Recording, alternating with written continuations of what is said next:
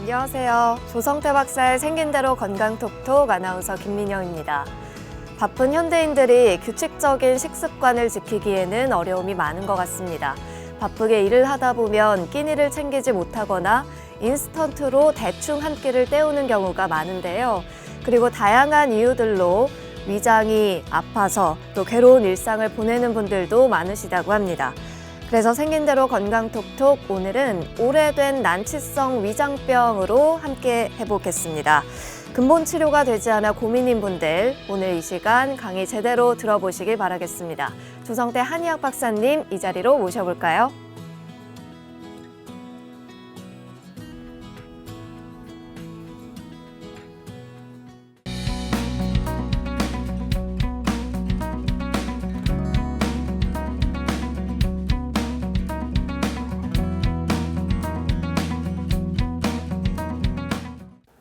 오늘의 첫 번째 주제는 이제 오래된 난치성 위장병입니다.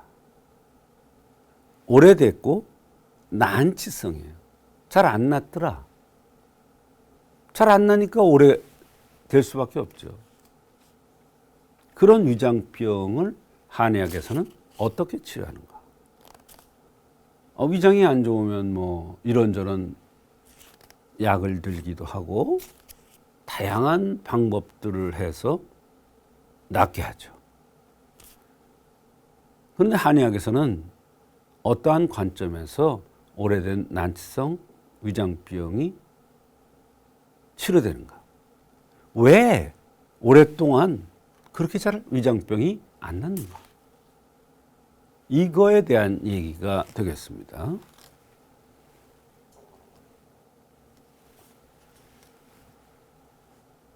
오래된 난치성 위장병은 남성과 여성의 원인이 다릅니다. 여성보다도 남성이 치료가 어렵습니다. 잘 안 납니다. 그건 왜 그러냐면 밑불이 시원찮다고 그랬는데 이게 뭐야? 근본 바탕이 약해진 겁니다. 그거를 명문화쇠라고 합니다. 밑에 불이 약한 거예요. 이거를 이렇게 표현하기도 하죠. 밥솥에다가 쌀을 넣고 물을 붓고 아무리 기다려봐도 밑에 불이 약하면 밥이 되질 않습니다. 처음에는 밥이 안 됩니다만 나중에는 밥솥이 고장이 납니다. 오랫동안 반복이 되면 그게 위궤양 12장 궤양입니다. 이게 더 심해지면 여러 가지 나쁜 병이 됩니다. 그거는 뭐예요? 밑불이 시원찮다고 그랬죠. 그게 바로 명문화세예요. 근본이 약한 거예요. 그러니까 근본이 약해서 남자들이 위장병이 오니까 어때요? 오래된 난치성 위장병을 남자들이 더 많이 가지고 있더라. 근데 여자들도 남성보다 쉽지만 원인 찾기가 쉽지 않아서 여성들도 오랫동안 잘 낫지 않는 위장병으로 고생하는 사람들이 많아요. 여기 스트레스에 의해서 우라에 의한 병이라고 얘기했는데요. 이거 찾기가 쉽지 않아요. 스트레스, 화 없애는 거 쉽지가 않다는 거예요. 물론 스트레스에서 오면 스트레스 없애주는 약약 같은 거 쓰면 낫겠죠. 아니에요. 증상만 없애주는 거. 근본적인 치료는 안 돼요. 이 울화도 스트레스에 의한 것도 아주 다양해요. 그러니까 오랫동안 고생하고 낫질 않으니까 난치성이 어려워요. 손발이 냉한 사람과 더운 사람. 특히 남성은 손발이 찬 것이 원칙이고 여성은 손발이 따뜻한 게 원칙이에요. 근데 유난히 손발이 찬 사람이 있어요. 여성 중에. 그런데 참언은 데펴주면, 따뜻하게 해주면 어떻게 부자나 육개나 게지 같은 약으로 또는 건강, 생강 같은 약으로 하면 될 것 같지만 이게 안 되는 경우가 있습니다. 그래서 오랫동안 고생하고 잘 안 낫기 때문에 난치성 위장병이라고 그러는 거예요. 말하자면 이 가슴에 우라가 쌓이면 사지팔다리로 양기가 펴지지 않기 때문에, 양기가 가지 않기 때문에 차게 느껴지는 경우가 있어요. 그럴 때는 가슴의 우라를 풀어줘야 되는 거예요. 그러면 저절로 손발이 따뜻해지고 소화도 잘 되는 겁니다.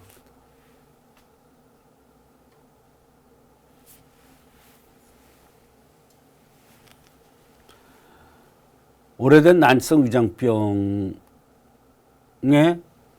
한의학적 특징 중에 하나가 운하작용이라는 게 있어요. 운하작용. 이거 뭐야? 운하작용. 순환시킨다. 순환이 안 된다. 이런 얘기. 위장이 제 역할을 못한다. 이런 얘기. 어떤 사람이냐? 얼굴이 함한 사람. 주걱턱 있죠? 네. 얼굴이 누런 사람. 또 얼굴에 때깔이 나쁜 사람. 이런 사람들은 운하장이 잘 안 되는 거예요. 그래서 운하작용이 안 되니까 위장에 운하작용이 안 돼서 소화가 안 되는 위장병이 오는 거예요. 그걸 모르면 소화가 안 된다고 운하작용에 의해서 오는 것이라는 걸 모르고 소화가 안 된다, 위장병이 있다, 위장약 쓰니 안 나. 운하를 시켜주면 저절로 낫는 건데. 그래서 이거는 한의학적인 특징적인 이치예요. 이럴 때 쓰는 처방이 뭐냐면 이진탕의 창출백출 천궁산사라든지 삼출건비탕이라든지 이런 약으로 운하를 시키는 거예요.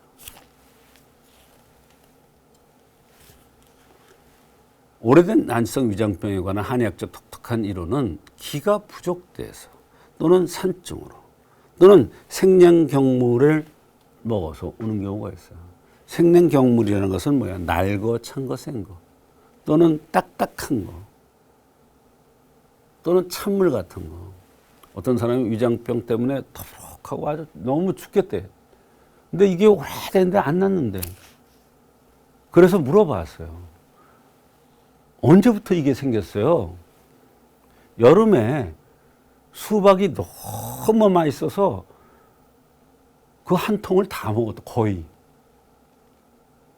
둘이 앉아가지고 거의 다 먹었다. 그 뒤에 설사하고 토하고 이런 증상이 나타났는데 토하고 설사하는 건 멈췄는데 그 다음부터 가스가 차고 더부룩해 되는 거예요. 근데 이게 몇 년이 됐는데도 안 나. 안 났지.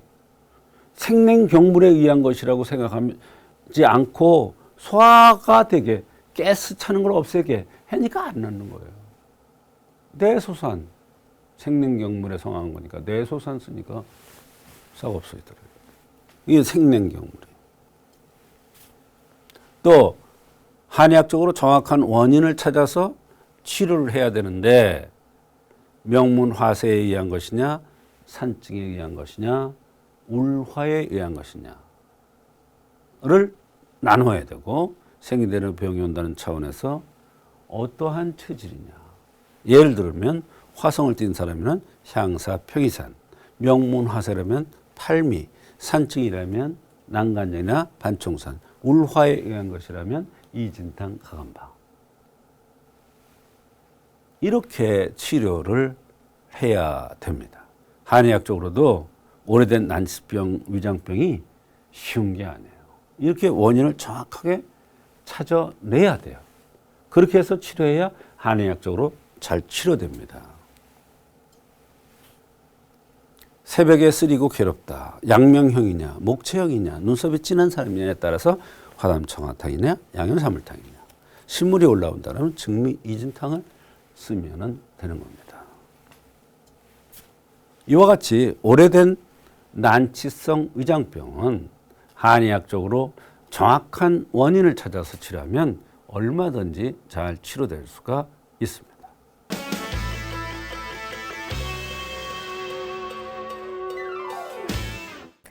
오늘 첫 번째 순서로 오래된 난치성 위장병이란 주제로 함께하고 있습니다. 박사님, 오래된 만성 위장병으로 고생하다가 치료된 사례 소개해 주실까요? 네, 소화가 안 돼서 오랫동안 고생을 너무 한다는 50대 여성입니다.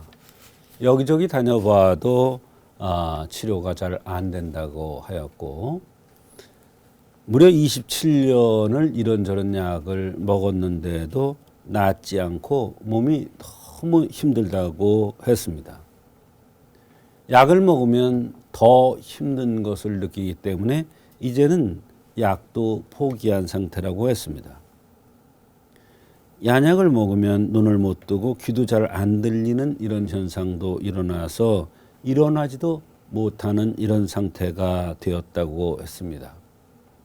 이 여성 얘기가 제발 뱃속이 좀 치료돼서 배가 좀 편안하게 며칠만 살았으면 좋겠다. 그러면 소원이 없겠다. 이러한 상태였습니다. 네, 듣기만 해도 너무나 고통스러워 보입니다. 이 환자 생긴 대로 병이 온다는 차원에서 어떻게 생겼습니까? 네, 소위 말하는 화성을 띤 여성입니다. 예민하게 생겼죠. 정확해야 되고 완벽해야 되고 잘해야 되고 스스로 자신을 볶는 사람입니다. 조금만 신경을 쓰면 위장부터 탈이 난다고 했습니다. 관골이 발거스름한 것이 특징이었으며 눈동자가 예리하고 빛이 났습니다. 말이 빠른 것이 특징이었습니다. 이마도 툭 튀어나왔으며 넓은 편이었습니다. 이런 체질들은 스트레스 화에 의해서 위장병이 오는 경우가 많은데 이 여성이 오랫동안 고생을 한 것은 바로 체질이라든지 생긴 모습에 의한 원인을 찾지 않고 증상만을 없애려는 치료를 하니까 안 됐던 것입니다. 네, 어떤 증상을 호소했는지도 궁금합니다. 소화가 안 되는 게 너무나 오래됐는데 도대체 약을 먹어도 되지 않고 거북하고 답답하면서 조금만 신경을 쓰면 잘 체한다고 했습니다. 최근에는 느글느글 미식미식거려서 심하면 약간씩 토하는 현상도 있다고 했습니다. 더군다나 점잖은 자리에 가서 시도 때도 없이 트름이 나는 것이 고민이라고 했습니다. 가슴이 답답해서 속옷도 하지 못하고 잠이 잘 안 오고 그러면 더 어지럽고 메스꺼리면서 소화가 더 안 된다고 했습니다. 짜증스러울 정도로 손발이 화끈화끈 열이 나고 하복부는 아플 때가 있고 양 옆구리가 간혹 쑤시면서 불편할 때가 있고 예전에는 구리염 증상이 자주 나타났다고 했습니다. 네, 아주 다양한 증상을 호소했군요. 어떻게 치료를 해주셨나요? 이 환자는 눈이 동그랗고 빛나며 말이 빠르고 얼굴이 붉은 화성을 띤 이러한 50대 여성입니다. 오래 묵은 소화기 증상들을 주소로 내원하였는데 트름이 자주 나오고 속이 미식거리면서 거북하고 답답하다고 하였습니다. 트름이 자주 나오는 것도 윗속에 울화라 하였으며 속옷을 하지 못할 정도로 가슴이 답답한 증상 등 재반 증상으로 미뤄볼 때 화가 많이 울체돼서 나타난다고 판단되어서 중초 비위를 다스리면서 화의 기본이 되는 이진탕을 선방하여 많은 효과를 보았습니다. 또한 눈이 발달하고 신경이 예민하고 심한 사람의 노심상으로 인한 호로 증상이 위장병의 원인일 것으로 판단되어서 청심보혈탕도 선방하여 더욱 좋은 결과가 있었습니다.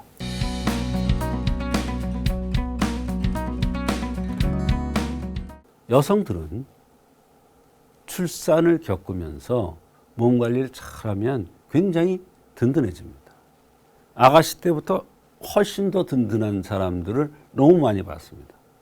그런데 문제는 출산 후에 몸조리를 잘 하지 못함으로써, 몸조리법을 잘 모르기 때문에 잘 못함으로써 평생 산후병으로 고생하는 사람들이 너무나 많습니다. 그래서 오늘은 출산 후 몸관리법을 한번 정리를 해 보겠습니다.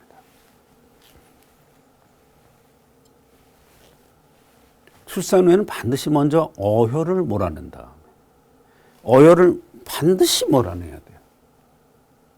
다음에 허한 것을 보여야 돼요. 산후에는 몸이 허약해졌으니까 보호한다는 것은 누구나 다 알고 있지만 어혈을 제거한다는 것을 아는 사람은 그렇게 많지가 않습니다. 어혈이 없어진 후에야 보호할 수 있기 때문입니다. 어혈을 몰아내지 않고 보호하는 인삼이라든지 황기라든지 이런 보호하는 약을 쓰면 어혈이 심장을 치기 때문에 배란간에 심장에 통증이 와서, 언제? 밤에 심장에 통증이 와서 숨을 헐떡거리고 죽을 것 같다고 그러고 난리를 치는 사람들이 많습니다. 아니, 애를 잘 낳고 젖도 잘 먹이는데 배란간에 밤에 잠자다가 심장에 통증이 온다고 난리가 났어요. 응급실을 가도 원인을 잘 몰라요. 그게 바로 산후 제대로 된 치료를 하지 않아서 나타나는 현상입니다. 그래서 한의학에서는 부분과 통체라는 게 있습니다. 통체를 볼 때 30대 여성은 출산이나 유산을 겪을 가능성이 많습니다. 그래서 30대 여성이 왔다면 그것을 우선적으로 물어봐야 돼요. 원인을 찾을 때는.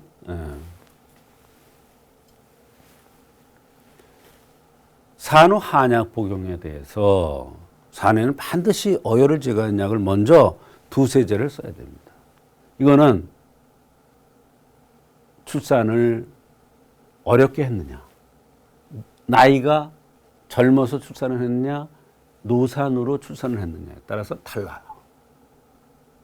또 생긴 모습에 따라서 어혈이 많이 생기는 사람이 있어요.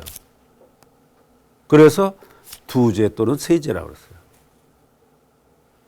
또 이후에는 보호하는 약을 2제 또는 3제 정도를 쓰는 거예요. 그러면 총 합하면 어때요? 한 5-6제를 쓰는 겁니다. 바로 보호하는 약부터 쓰면은 심장에 무리 가서 숨이 차거나 심장의 통증이 밤에 나타날 수가 있는 겁니다.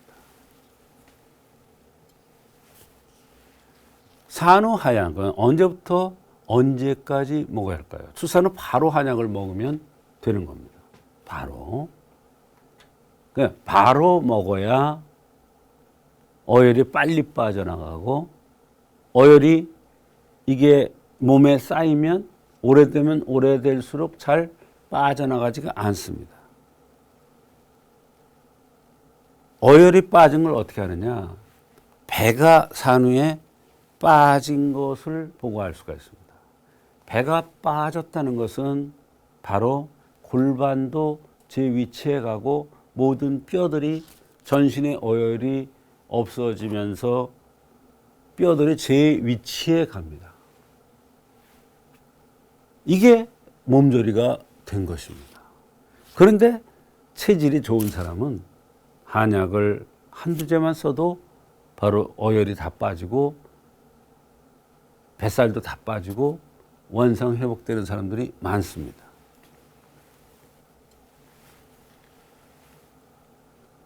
후배, 몸을 푼 후에 배가 아파서 너무너무 고생하는 사람들이 있습니다. 아침통이라고 그러죠. 이것은 배가 빠지지 않아서 나타난 현상입니다. 배의 수축이 덜 되었다는 것이죠. 배가 정상으로 될 때까지 약을 써야 됩니다. 배가 아기 임신하기 전 같이 될 때까지 약을 써야 된다는 거예요. 후배가 빠지지 않았다는 것은 배 율동작용이 정상화되지 못해서 산후 몸조리가 안 된 겁니다. 산후 몸조리라면 따뜻한 방에 땀을 흘리면서 누워있으면 몸조리 되는 게 아니라 어혈을 빼주고 허약해진 것을 보여줘야 됩니다.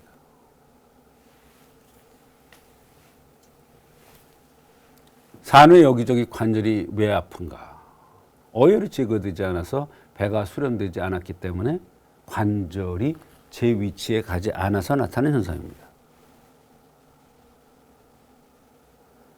혹가다 사람들이 이렇게 얘기해요. 아기를 옛날에 안 안았었는데 아기를 안고 아기 씻기고 목욕시키고 이래서 많이 써먹어서 그렇다고 하는데 사실은 그거보다도 어혈이 제거되지 않아서 나타나는 현상이 더 많습니다. 물론 그것도 하나의 원인이 되겠죠. 출산 후 몸 관리는 30일까지는 스트레스 노출되는 게 아주 좋지 않아요. 힘든 일, 힘든 운동, 찬바람을 조심을 해야 되는 것이죠. 아이, 나 젊으니까 괜찮아 이러면서 이것을 범하면 큰 병이 됩니다. 산후 100일까지는 부부관계를 조심해야 되는데 골반, 고관절, 치골이 출산 때 늘어나고 벌어진 것이 회복되는 데 걸리는 시간이 3개월 정도가 필요한 겁니다. 이를 어기면 골반이 저 위치로 하지 못하기 때문에 산후호로나 산후풍이 생기는 것입니다. 산후호로는 출산 후 몸조리가 잘못돼서 오는 것입니다. 산후호로증이 오면 만성 피로, 어지럼증, 열이 혹 났다 식었다 하고 관골에 기미가 끼는 이런 현상이 나타납니다. 이는 열이 올랐다 내렸다 함으로써 기미가 끼는 겁니다. 몸 안에 기와 혈이 손상되어서 나타난 현상이죠. 흔히 아는 산후풍과 산후호로는 어떻게 다른가? 산후에 얼굴이 추물고 팔다리가 쑤시면 산후풍이고 관골이 붉어지면서 팔다리가 아프면 이건 산후호로증이 되겠습니다. 각각 산후풍과 산후호로는 나누어서 치료를 해줘야 됩니다. 산후에 더 조심해야 되는 체질이 있는가? 얼굴이 갸름한 혈과형 여성들은 어혈 같은 것에 의해서 손상돼서 여러 가지 증상들이 나타나는 경우가 많이 있습니다. 모유를 먹이는 것이 좋은가? 아기 엄마가 엄마의 젖을 먹이는 것은 아기한테 키우기 위한 것도 되지만 자신의 몸 관리도 됩니다. 아기가 젖을 빨면 엄마의 배가 율동작용을 해서 어혈이 저절히 빠져나오는 경우도 있습니다. 그래서 수유를 한 사람과 안 한 사람은 산후 회복이 전혀 다릅니다. 수유를 해준 사람이 더 빨리 회복이 되고 이런 것을 볼 수가 있습니다. 이게 아주 자연스러운 현상이죠. 산후에 한약을 쓰는 것은 혹시나 아이에게 나쁘지 않나요? 전혀 그렇지 않습니다. 산후에 약을 써서 산모가 어혈이 제거되고 몸조리가 잘 돼서 몸이 좋아지면 젖이 좋아지기 때문에 아기한테도 더욱 좋겠죠. 좋은 젖이, 양질의 젖이 가니까. 그래서 출산 후의 몸 관리는 이와 같이 여러 각도에서 해야 됩니다. 한의사의 정확한 진단에 의해서 출산 후의 몸 관리를 한다면 산후병이나 산후풍으로 고생하는 여성이 없이 건강하게 잘 지낼 수가 있는 것입니다.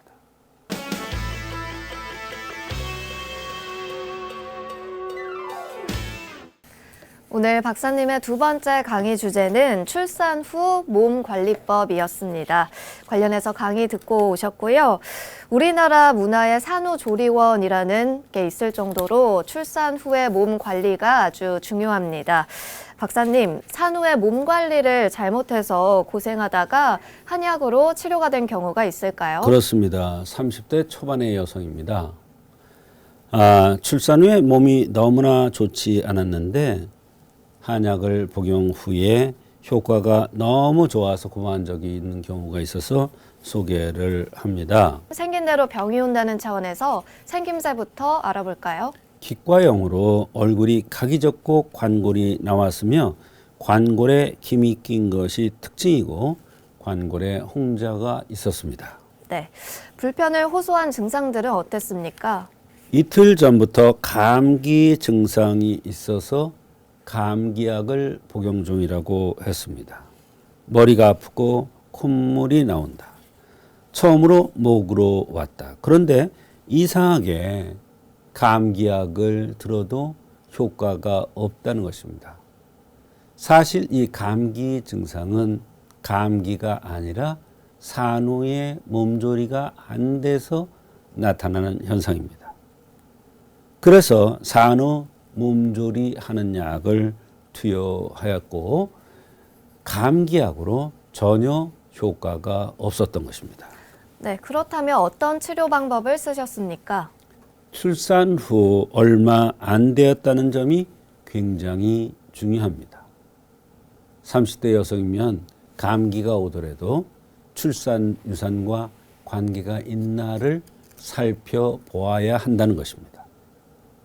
이 여성도 관골에 기미가 끼었고 홍조가 띄었다는 것은 자궁에 이상이 있다는 것을 암시해 주는 것입니다.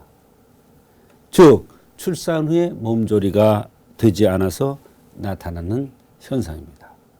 출산 후에 몸조리가 되지 않으면 관골에 기미가 끼고 관골에 홍조가 띌 수가 있습니다. 네, 여성에겐 산후 몸조리가 매우 중요하다는 얘기를 들었는데요. 이 산후 몸조리는 어떻게 하는 것인가요? 출산 후에는 몸조리를 잘해야 합니다. 출산 후 몸조리가 일생의 여성 건강과 아주 밀접한 연관이 있을 수 있다는 그러한 얘기도 있습니다. 중요한 것은 출산 후에 어혈을 우선 치료를 해 줘야 됩니다. 임신과 출산을 겪으면서 해약해진 몸을 회복하는 것이 그 다음으로 핵심입니다. 말하자면 어혈을 제거해 주면 몸이 1차적으로 좋아지고 그 다음에 허약해진 몸을 보호를 해주는 이러한 순서를 가져야 됩니다. 이 여성은 문진을 하니 전혀 이러한 과정을 거치지 않았던 것입니다. 네, 어혈을 제거하는 것이 중요하다는 말씀을 해주셨고요. 그 밖에도 이분이 불편했던 증상이 있었습니까? 이분이 처음 내원했을 때 감기라고 내원했지 않습니까? 그런데 사실은 감기가 아니었던 것이었습니다. 감기 증상 말고도 두통과 허리, 무릎이 안 좋았습니다. 생리 끝나고 음부가 가려운 증상도 있었습니다. 출산 전에는 배나 허리, 생리대가 아팠는데 요즘은 두통, 배란통도 있을 때가 있다고 했습니다.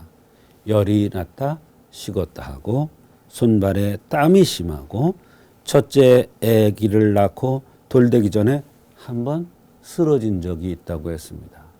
이것도 굉장히 중요한 겁니다. 산후 몸조리를 하지 않으면 이와 같이 간질 비슷하게 쓰러지는 현상이 나타날 수도 있습니다.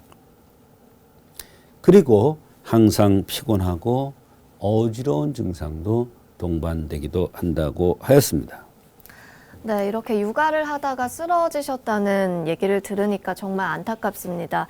어떻게 치료를 해주셨나요?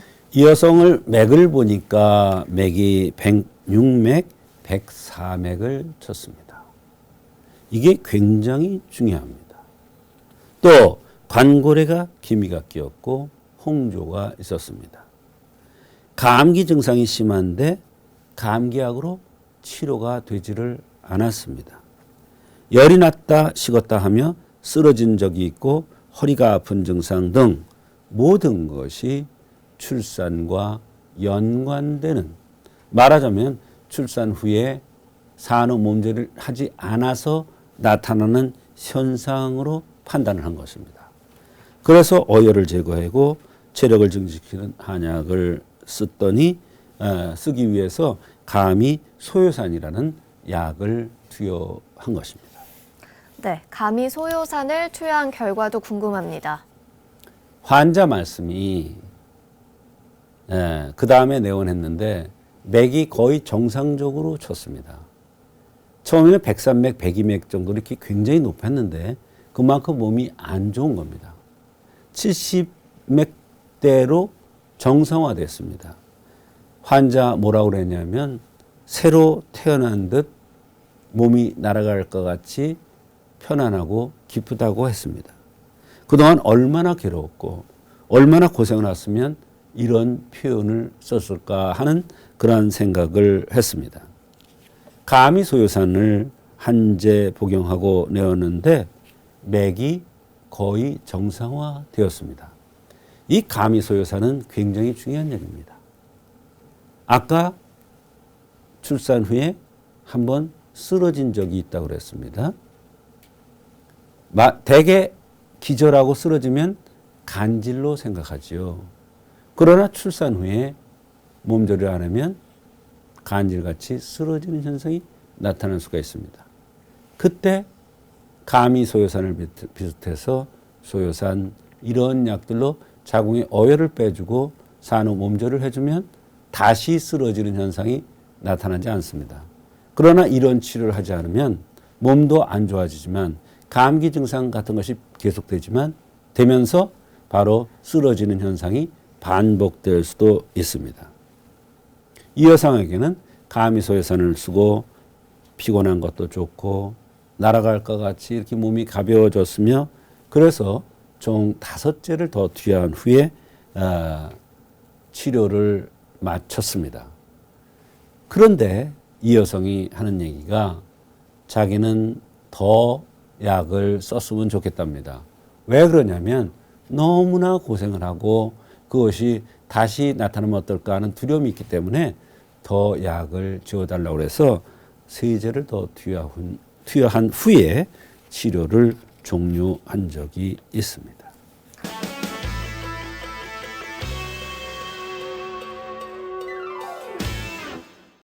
이번 순서는 조성태 박사의 백세건강 한방톡톡 시간입니다.